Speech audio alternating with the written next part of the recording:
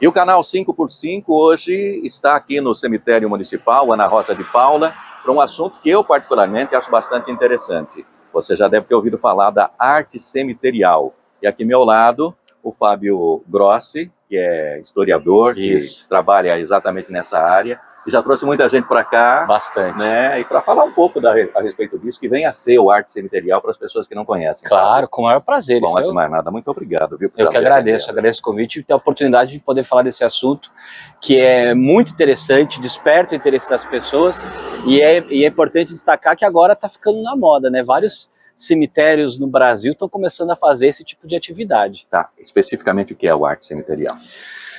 Na verdade, assim, quando você fala arte cemiterial, é o envolvimento de atividades que envolvem o cemitério no sentido de falar de cultura, artes cênicas, história, trazer esse aspecto cultural para dentro do cemitério e passar isso para as pessoas dessa forma mais, vamos dizer assim, de entretenimento e usando o cemitério como pano de fundo, porque a gente é acostumado na nossa cultura a enxergar o cemitério como um local triste, quando a gente só visita ou em dia de finados, ou quando perde um ente querido, e às vezes não percebe que a gente sempre costuma ressaltar que o cemitério ele é um museu a céu aberto. Ele conta a história de um lugar.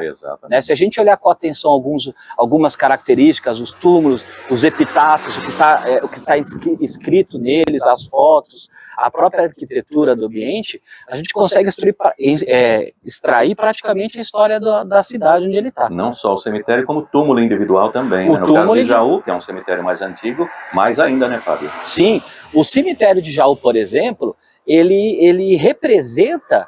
Ele expressa a história, na verdade, de todo o Centro-Oeste paulista, porque Jaú é a cidade mais antiga do Centro-Oeste paulista. Né? Então, assim, a cidade começa basicamente desde a sua fundação oficial a partir da segunda metade do século XIX.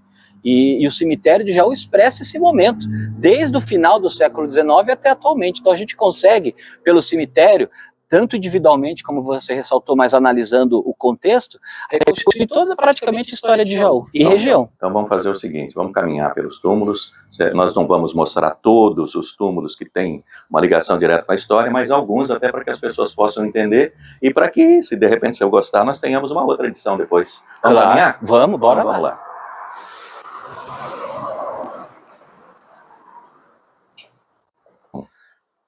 Bom, Fábio, esse é o primeiro túmulo que nós apresentamos no Arte Cemiterial. É mais ou menos o mesmo caminho que você faz com o pessoal aqui. Normalmente, Beto, a gente inicia o passeio da Arte Cemiterial aqui, porque é para tentar seguir contando um pouco a história do próprio cemitério.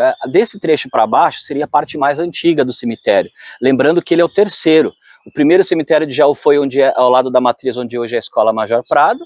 O segundo, lá no alto da 7 de setembro, hoje é o Batalhão da Polícia, e esse é o terceiro, que a gente não tem exatamente a data precisa, tem documentos que variam, mas ele seria basicamente de 1894 ou 5.896. E a gente destaca esse túmulo aqui como sendo um dos mais antigos que foi erigido, porque foram sepultadas outras pessoas, mas no sentido de erguer um túmulo, um jazigo, esse é um dos primeiros, a data que ele é de 1896, e a gente destaca o teor simbólico, para sempre falar que o cemitério como espaço santo, sagrado, tudo que tem aqui basicamente é simbólico, e normalmente aqui nesse túmulo costuma ter pedrinhas, que é um costume de vários cemitérios, do mundo, que as pessoas colocam pedrinhas para fazer pedido, alguma oração. Nesse caso hoje não está, isso sempre varia.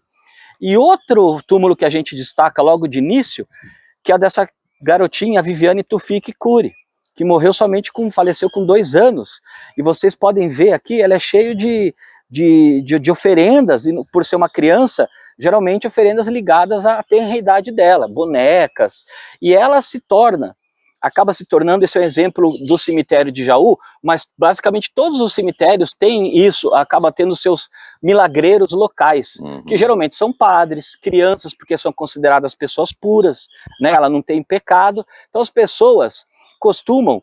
Aliás, ela é de 2 famílias tradicionais de Jaú, né? A família Tufik e a família Cury. E veja, faleceu em 43, nascido em 41. Então as pessoas vêm, e por ter essa consideração de que é um anjo, no próprio livro de óbito do cemitério, quando falece uma criança, ela está como anjo. Entendi. Né? Então as pessoas fazem, e aqui basta uma vez que alcançou uma graça, começa praticamente um culto. E aqui a gente pode ver várias placas, ó, por uma graça alcançada.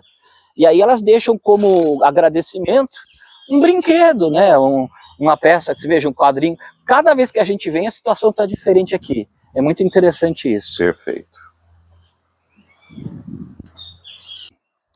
Esse próximo túmulo que a gente vai mostrar é interessante destacar porque ele é um dos mais famosos aqui quando a gente faz o passeio, tanto no formato de aula quanto no de sarau. É o famoso túmulo da noiva, que é um que representa uma lenda urbana. Basicamente todo cemitério tem suas lendas urbanas, e esta é uma. E essa história de noiva, na verdade, é uma lenda urbana, não é real. E essa lenda urbana surge por causa desse monumento, dessa estátua aqui que vocês estão vendo, que o pessoal vê, é uma mulher deitada, ela está lamentando e tem aparentemente um buquê de flores e com um vestido. Então as pessoas vindo aqui, sem conhecer a história, deduziram que é uma noiva e criaram-se um monte de lendas. Eu já ouvi história que era de um casal que foi prometido e ela foi abandonada no altar. Aquela história meio também Romeu e Julieta, que as famílias não se davam, não permitiram o casamento, e ela se matou, e as histórias são diversas. Porém, é uma lenda urbana de novo. Fato é que essa imagem representa nada mais do que uma ninfa da antiguidade clássica. Ela está com uma túnica de ninfa e ela está simplesmente, é uma postura de lamento, ela está lamentando a perda do ente querido. Essa é a simbologia. Esse próximo túmulo também é interessante porque ele destaca outra lenda urbana de Jaú. Muitas pessoas, quando vêm ao cemitério, se deparam com essa imagem do santo que tem a caveira aos seus pés. E aí criou-se uma lenda urbana que ele até foi apelidado de Caveirinha.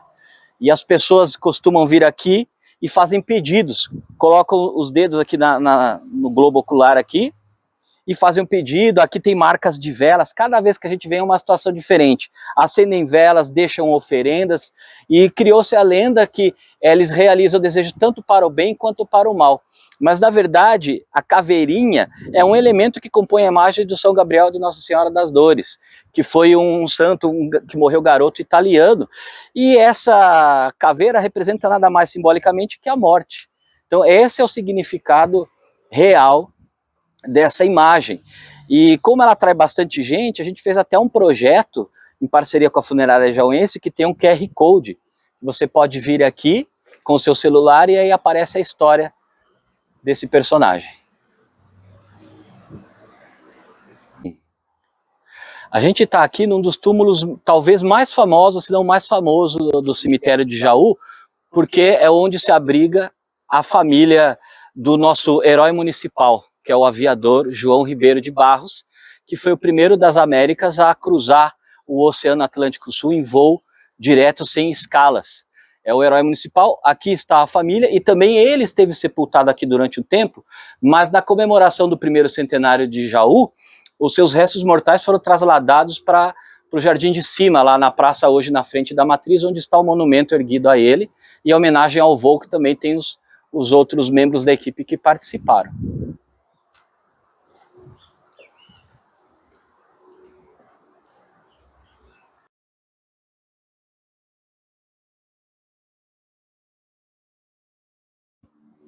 Esse túmulo aqui, pessoal, talvez um dos que, quando a gente ouvir o nome, mais se lembre. Aqui no cemitério de Jaú tem muitos dos nomes que a gente está acostumado no dia a dia, vamos dizer, nomes de ruas que a gente circula todo dia. E aqui é o Edgar Ferraz, Rua Edgar Ferraz, bem no centro de Jaú. O Edgar Ferraz, porque ele é importante? Foi o primeiro prefeito da nossa cidade, que na época não falava prefeito, mas sim intendente. E a casa dele está no centro de Jaú até hoje, do lado da Igreja Matriz.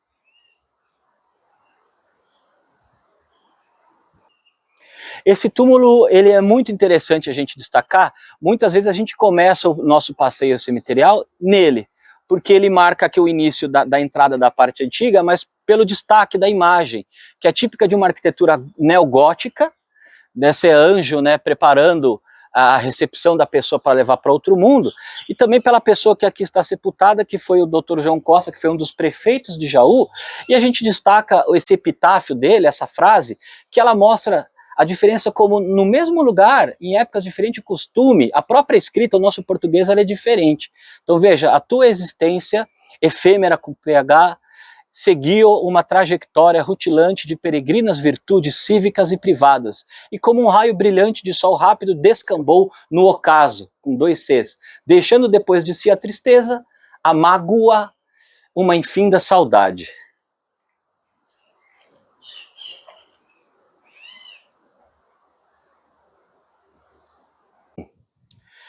Esse último túmulo que nós vamos apresentar para vocês também dessa edição do 5x5, é um dos mais famosos, se não, talvez, na verdade, creio que esse seja o mais famoso do cemitério, porque é um dos personagens mais emblemáticos de Jaú, que é o Criolando Coriolano, né? Para quem viveu aqui na década de 60, 70 em Jaú, todo mundo já ouviu falar do Criolando, que andava pela cidade com o seu cavalinho de pau, como vocês podem ver na fotografia. Ele era conhecido e às vezes até causava um pouco de temor nas pessoas, porque ele com seu comportamento até infantilizado, vamos assim dizer, ele chegava na casa das pessoas em prantos, chorando, carregando um buquê de flores às vezes, e lamentando, e a pessoa que recebia falava, mas o que aconteceu? E falava, eu vim aqui prestar meus sentimentos pela pessoa que foi para os braços do Senhor.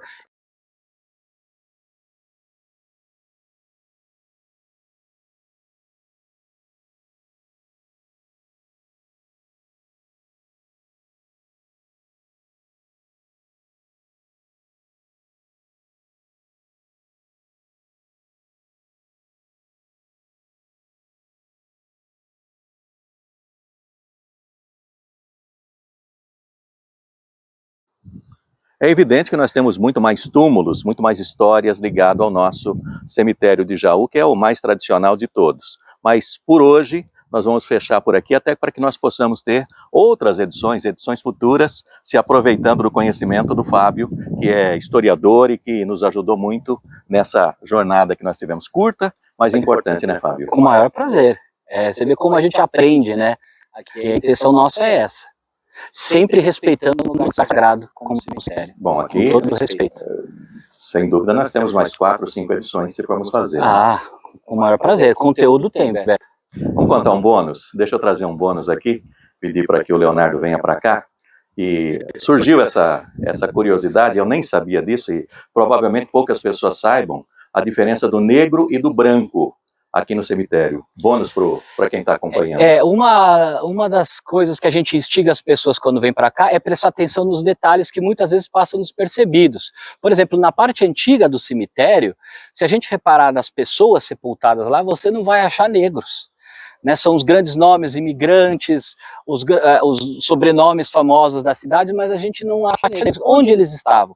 Eles foram sepultados, mas a história tem apagamentos, inclusive no cemitério. Se a gente olhar o registro de óbitos, nós vamos achar que foram sepultados, mas não estão mais lá. Porém, se a gente comparar e vir para a parte mais nova do cemitério, a gente vê como ao longo do tempo isso muda. Né? Hoje a gente... Apesar de existir ainda claramente o racismo, o preconceito, o negro está aqui no cemitério e tem, por exemplo, o túmulo de um mestre de capoeira, o mestre Betão, onde destaca-se um grande berimbau, né, para mostrar assim, aqui jaz um negro e mestre de capoeira, totalmente da cultura afro-brasileira. Né? Perfeito. Fábio, obrigado por nos atender. Eu que agradeço. Que em outras oportunidades eu possa contar com você. Com o maior prazer, é só chamar. 5x5. Um abraço a todos. Abraço.